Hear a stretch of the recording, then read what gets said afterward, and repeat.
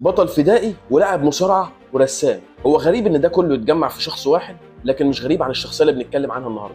اتشهر باسلوبه المميز في الشعر بسبب عاميته البسيطه اللي بتوصل لكل الناس في كل طبقات المجتمع. رحلته كانت توثيق لتراث شعب عظيم المعروف بفن السمسميه، ساب بصمه واضحه في تاريخ مصر الحديث، تحديدا من حرب الاستنزاف لحد حرب اكتوبر. كابتن غزالي اتولد في مدينه السويس سنه 1928 وعاش فيها معظم حياته.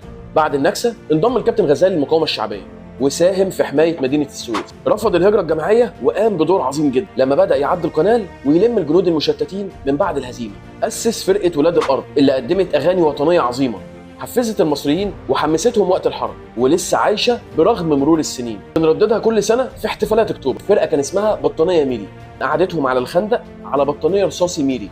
الابنودي ومحمد حمام، ابراهيم رجب وحسن نشأت ومحمد العز كان بيعمل امسيات ثقافيه جوه الخنادق وفي الجامعة.